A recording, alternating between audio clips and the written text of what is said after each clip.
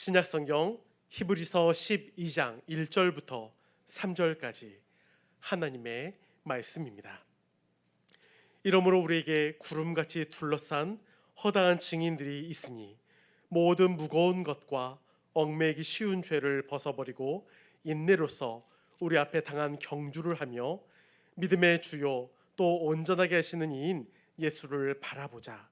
그는 그 앞에 있는 기쁨을 위하여 십자가를 참으사 부끄러움을 개의치 아니하시더니 하나님 보좌 우편에 앉으셨느니라. 너희가 피곤하여 낙심하지 않기 위하여 죄인들이 이같이 자기에게 거역한 일을 참으신 일을 생각하라. 아멘. 이 시간 믿음의 경주를 계속할 수 있는 힘, 예수라는 제목으로 담임 목사님 말씀 전해 주시겠습니다.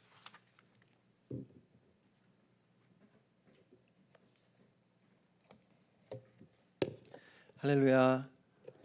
지난 한 주간도 평안하셨습니까? 부활절 이후에 저희가 함께 하나님 앞에 또 첫 주일을 맞이하며 예배드릴 수 있어 감사합니다. 오늘은 믿음의 경주를 계속할 수 있는 힘, 예수라는 제목으로 여러분과 함께 말씀을 나누려고 합니다. 우리의 신앙 생활은 운동장에서 혼신의 힘을 다해 열심히 달리게 하는 것과 같다고 성경은 말씀합니다. 우리의 신앙 생활은 그냥 가볍게 조깅하는 것이 아니지요. 천천히 주변을 둘러보며 산책을 하는 것도 아닙니다. 우리 신앙 생활은 운동선수가 분명한 목표와 또 목적을 가지고 땀을 흘리며 최선을 다해서 뛰어가는 것과 같습니다. 이 운동 경기라는 말은 헬라어로 아곤이라고 하는데, 이 아곤이라는 단어에서 파생된 영어 단어가 고뇌 혹은 고민이라는 뜻의 애거니입니다. 선수에게 있어서 운동 경기는 즐거움이기보다는 사실 치열한 싸움이고 고통이기도 하지요. 사치스러운 쾌락이나 정신적 유희일 수 없습니다. 힘들고 어려운 모든 고통을 감내하면서 자신을 이겨내는 것이 경기입니다. 그런데 우리의 신앙생활도 이러한 운동 경기와 같습니다. 신앙생활은 끊임없이 자기와 싸우는 것이고 또 세상과의 싸움이고 마귀와의 영적 싸움입니다. 운동 경기에 임하는 선수는 아무리 힘이 들어도 자신이 치루어야 할 경기에 끝까지 최선을 다합니다. 상황이 어렵다고 해서 도망갈 수 없습니다. 관객의 함성에 흔들리지 말아야 합니다. 참 신앙인은 그렇게 실전에서 땀을 흘리며 고통을 느끼며 끝까지 그 경주를 다 뛰어내는 혼신의 힘을 다해서 달려가는 운동선수와 같습니다. 저는 지난주까지 사도행전 27장을 통해서 6주 동안 풍랑 가운데 그리스도인으로서 우리가 어떻게 살아야 하는지를 여러분에게 전했습니다. 지난주에는 우리가 하나님의 약속을 받았기 때문에 그 약속이 이루어질 때까지 풍랑 가운데 그리스도인으로 살아야 함을 말씀드렸지요.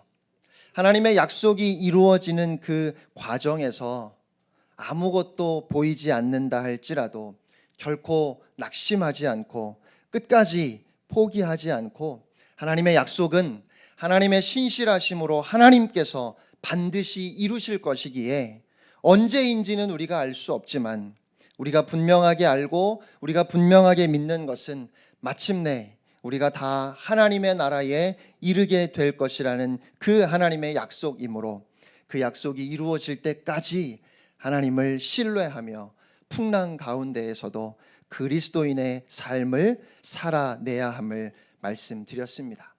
그런데 어떻게 그렇게 할 수 있을까요? 혹시 여러분은 그런 의문이 들지 않으십니까?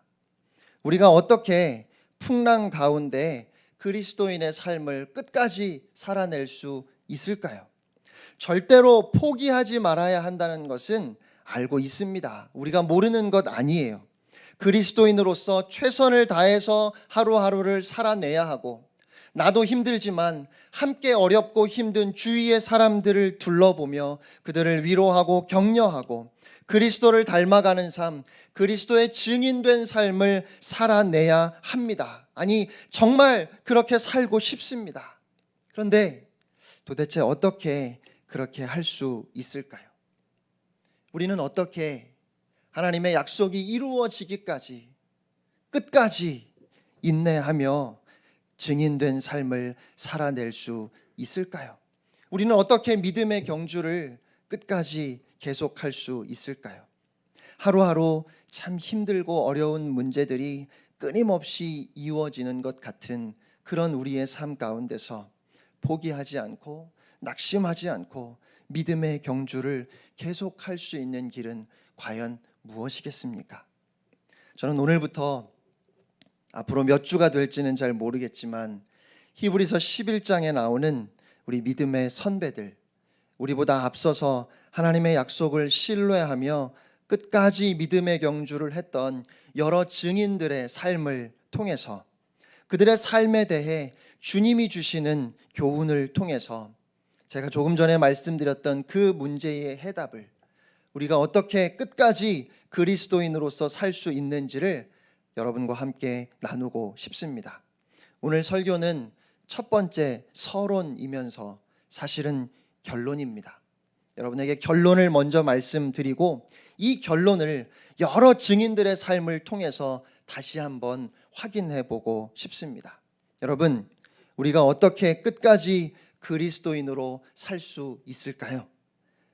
포기하지 아니하고 믿음의 경주를 계속할 수 있는 힘은 예수입니다.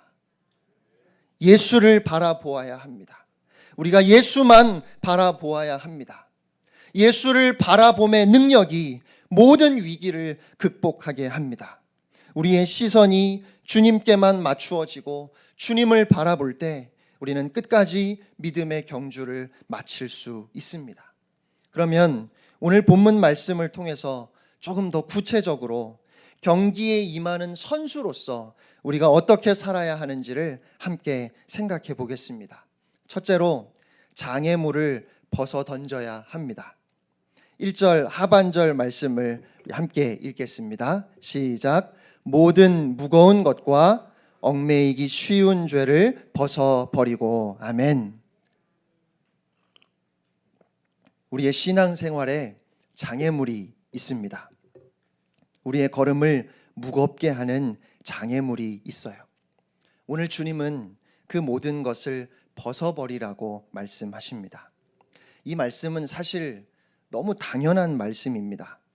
무거운 짐을 지고 달려가는 선수는 없지요. 운동선수에게는 가벼운 상의와 반바지만 있으면 족합니다. 심지어는 그렇게 꼭 입어야 하는 옷이나 신어야 하는 신발도 모든 과학 기술을 총동원해서 그 기능은 극대화하면서도 최대한 가볍게 하려고 그렇게 애를 쓰지 않습니까? 우리도 우리의 걸음을 무겁게 하는 짐이나 신앙 성숙을 가로막는 장애물을 버려야 합니다. 그것은 화려한 경력이나 자존심일 수 있습니다. 돈이 좀 있다는 것, 내가 좀 똑똑하다는 것, 우리가 늘 앞세우는 우리의 스펙일 수도 있을 겁니다. 이러한 것들은 신앙의 경기를 하는 데 있어서 우리의 걸음을 무겁게 할 수 있습니다. 이러한 것을 다 벗어버리지 않는 한 진정한 의미의 신앙생활은 어렵습니다. 사도 바울은 예수 그리스도를 만나고 그가 그 이전에 추구하던 모든 것을 다 버렸다 고백합니다. 나쁜 습관, 우리가 좋아하는 오락이나 향락을 벗어버리지 않고는 신앙생활을 제대로 할 수 없습니다. 무거운 짐을 지고 어떻게 우리가 잘 달려갈 수 있겠습니까?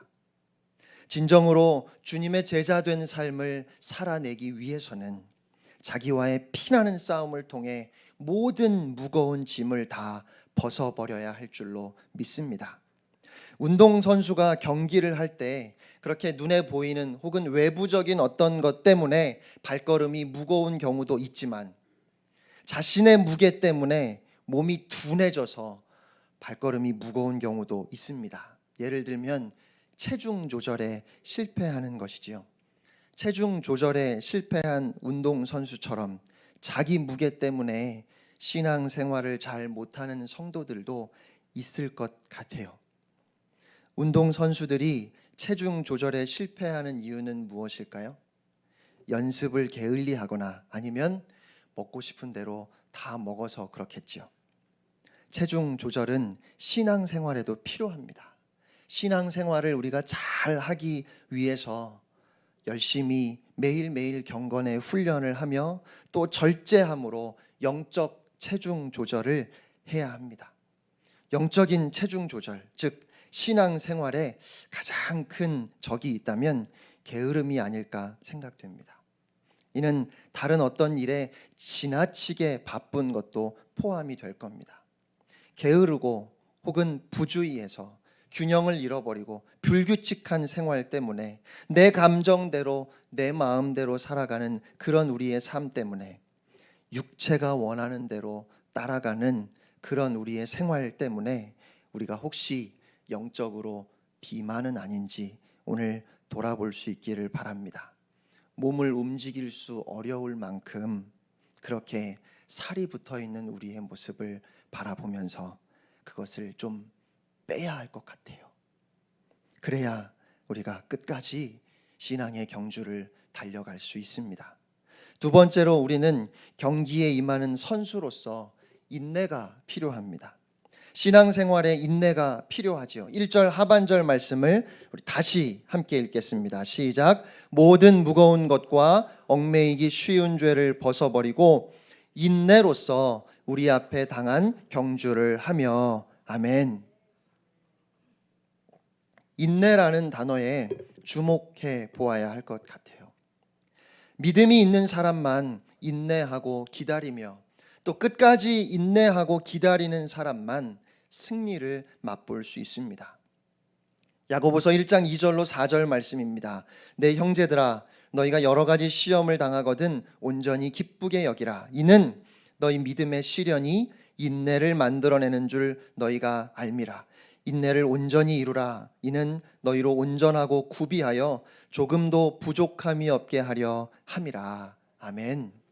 우리가 살면서 겪는 믿음의 시련이 인내를 만들어냅니다.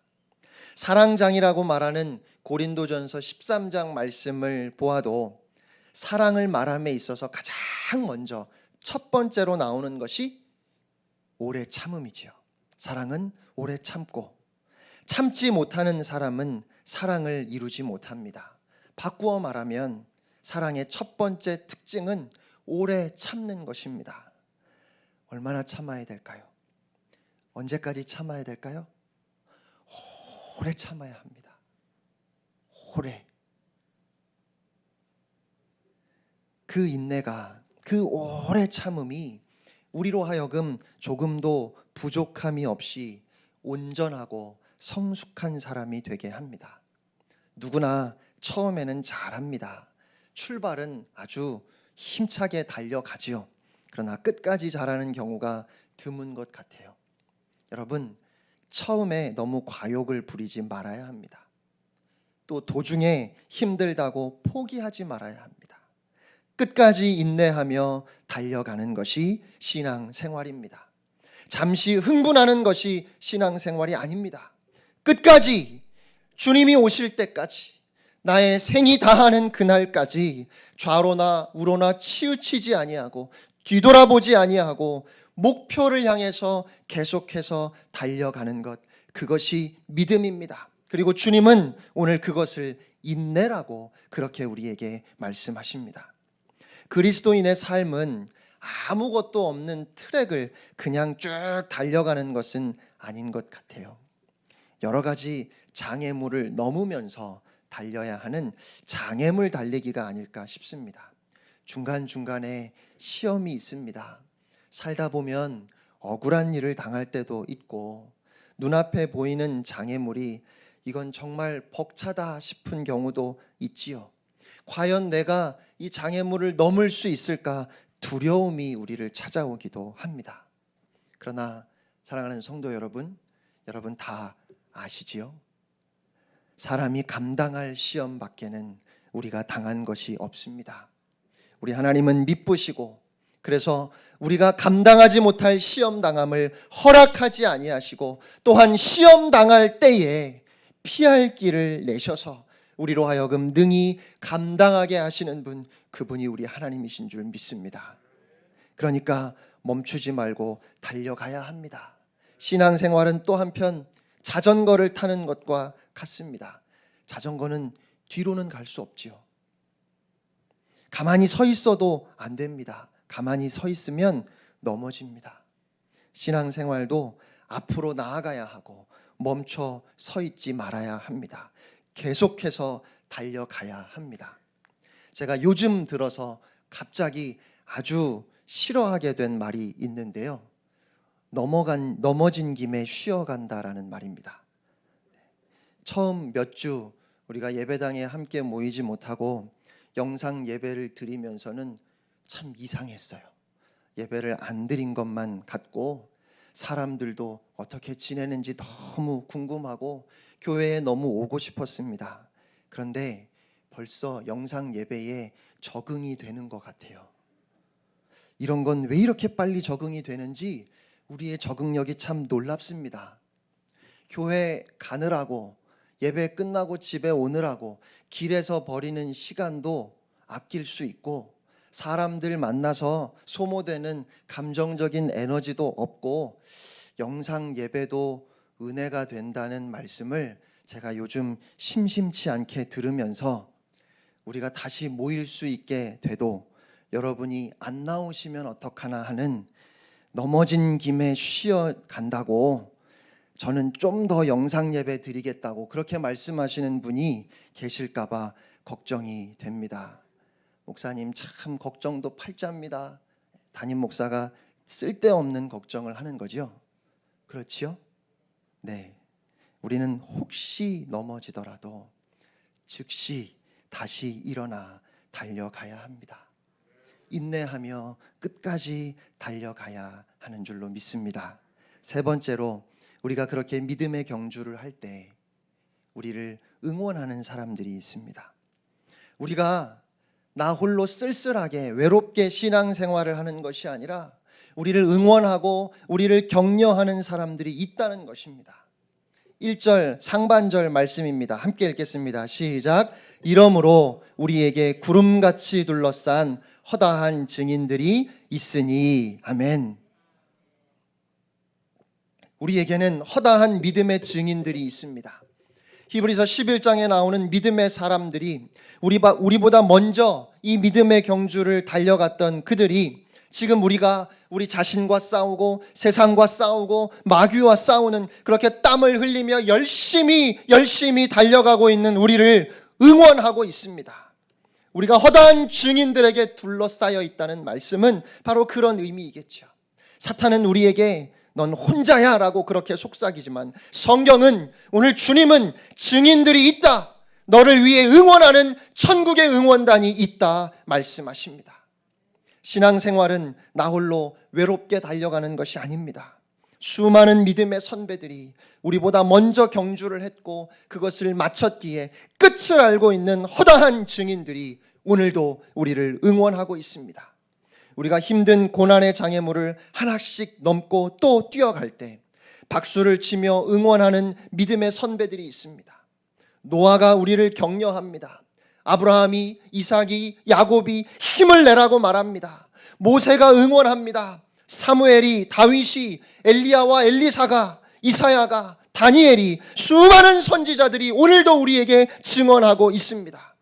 우리도 많은 어려움이 있었고 나도 실수하고 나도 넘어졌지만 하나님께서 다시 일으켜 주셨고 다시 힘을 주셔서 인생에 많은 고비가 있었지만 하나님께서 끝까지 나를 버리지 아니하시고 끝까지 나와 함께 하심으로 그 선하심과 인자하심이 영원하심으로 그 하나님의 약속을 믿고 끝까지 달려갔던 나에게 하나님이 생명의 면류관을 주셨다. 이 응원의 함성을 오늘 이 시간 여러분이 귓가에 생생하게 들으실 수 있기를 축복합니다.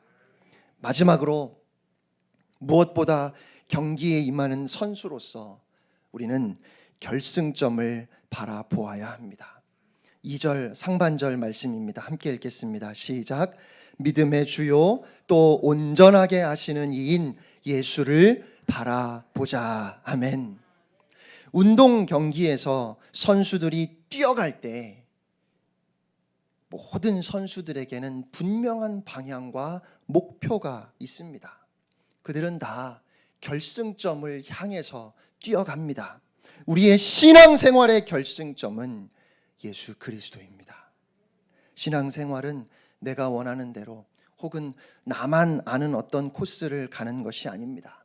그리스도인의 삶은 이곳 저곳을 둘러보는 그런 관광하는 것도 아닙니다. 아침에 출근했다가 밤이 되면 퇴근하는 것도 아닙니다. 그리스도인은 예수 그리스도라는 한 목표를 향해서 끊임없이 땀을 흘리며 최선을 다해서 뛰어가는 사람들입니다.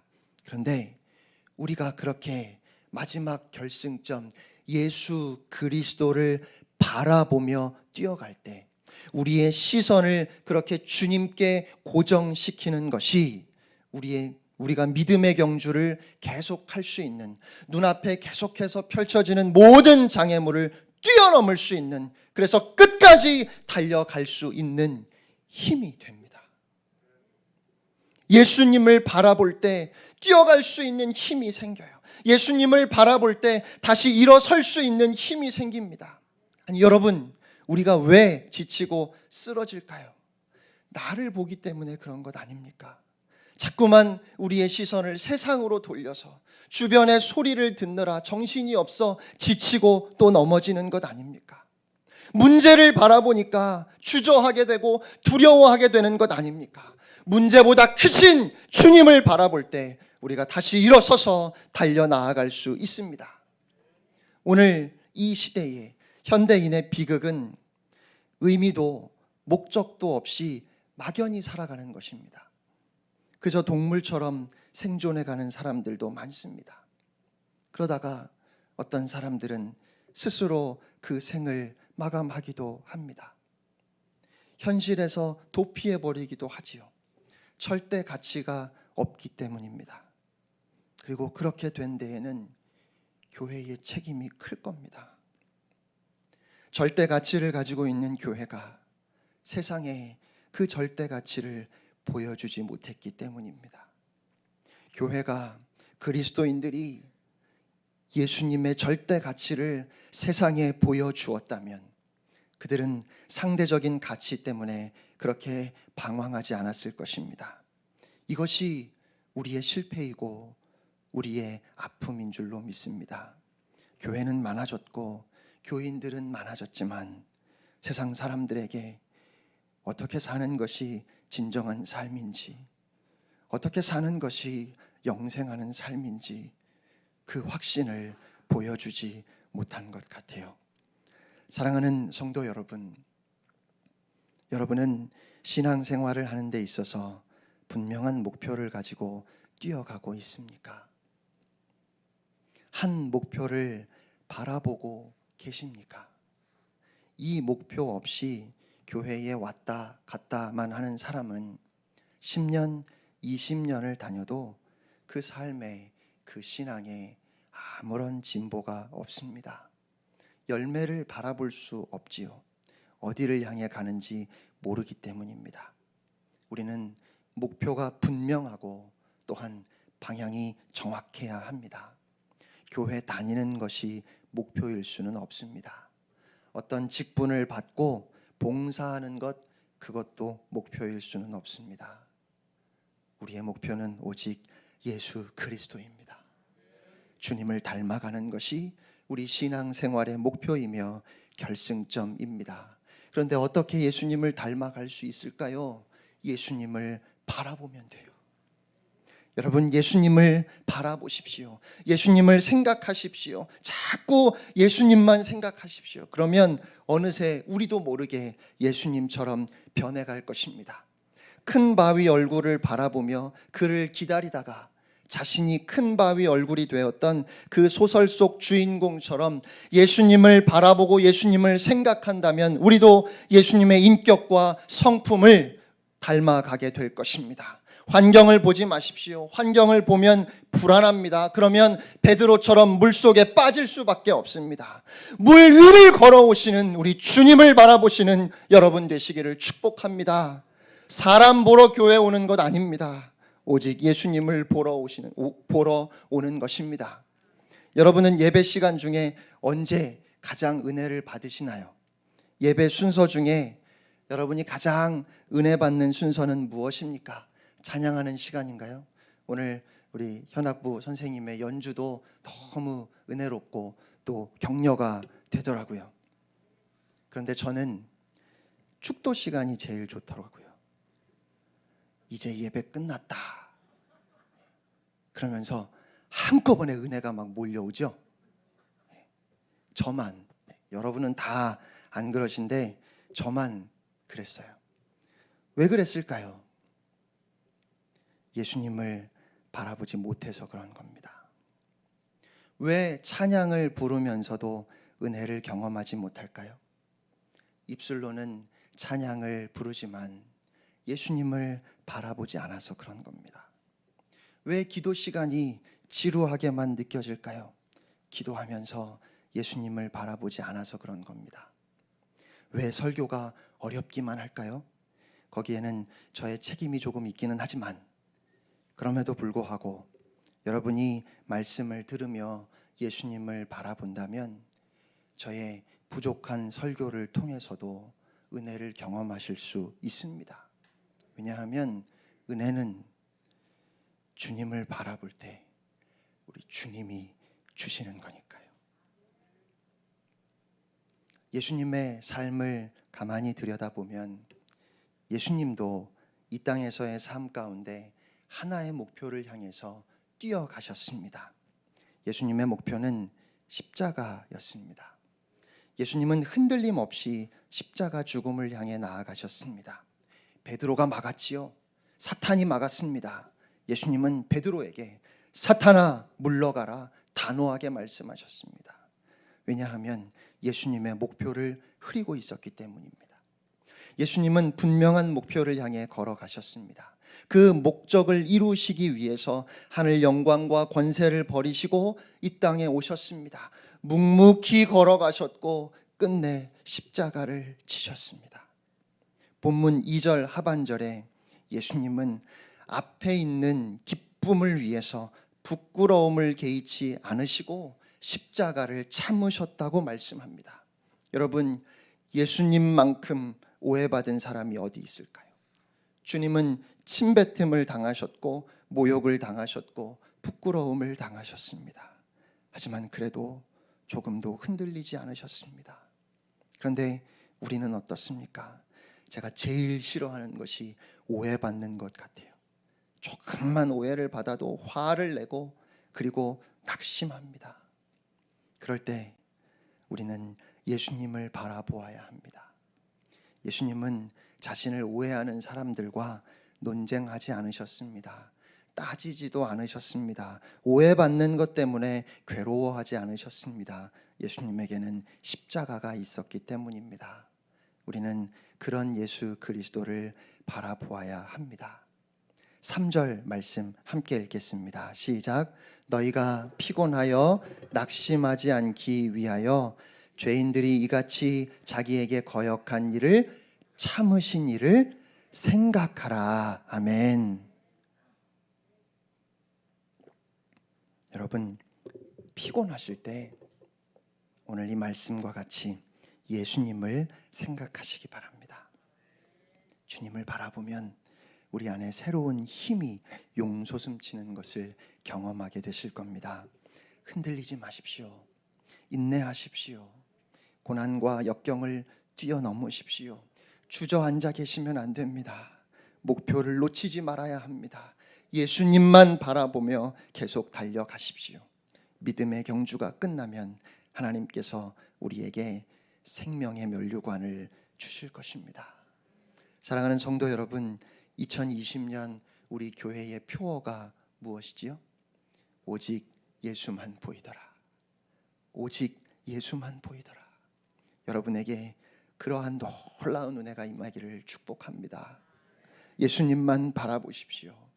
예수님을 바라보면 화가 나도 힘든 일이 있어도 기뻐할 수 있습니다. 가난해도 괜찮습니다. 병이 들어도 괜찮아요. 손해봐도 좋습니다. 예수 그리스도를 바라보면, 아니 예수 그리스도를 바라볼 때에만 그 모든 시험을 우리가 능히 이길 수 있습니다.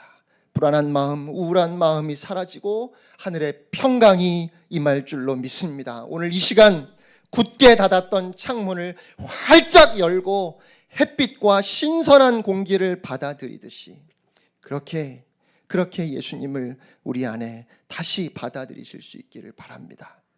여러분의 마음에 놀라운 평화와 기쁨이 임할 것입니다.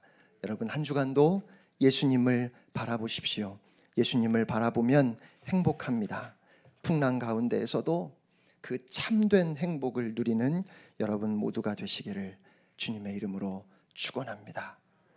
우리 찬양팀 앞에 나오시고요. 우리 함께 한번 찬양하고 기도할 수 있기를 원합니다.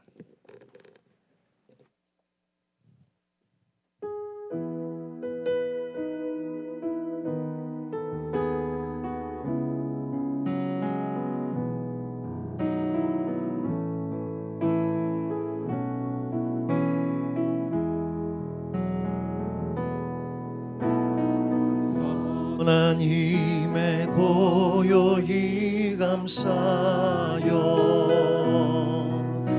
그 놀라운 평화를 누리며 나 그대들과 함께 걸어가네 나 그대들과 하늘을 여네 지나간 어물 어둠의 날들이 무겁게 내 영혼 짓눌러도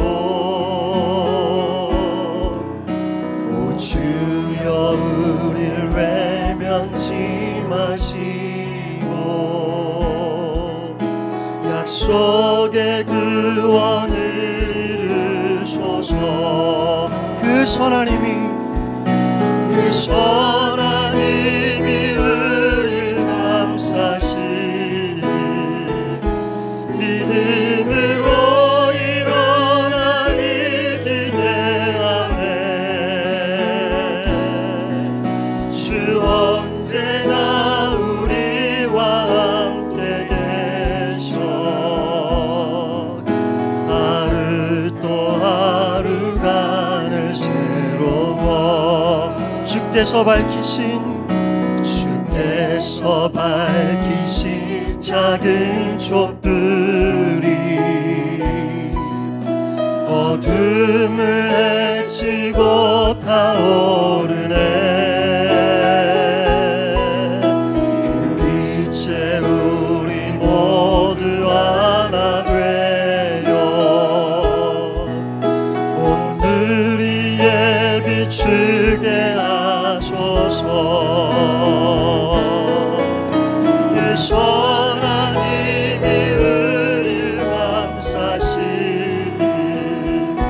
믿음으로 일어날 일 기대하네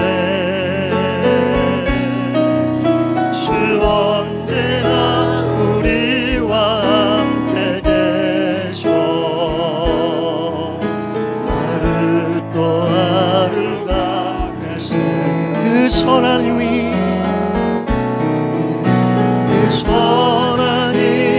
우릴 감싸시 믿음으로 일어나길 기대하네 주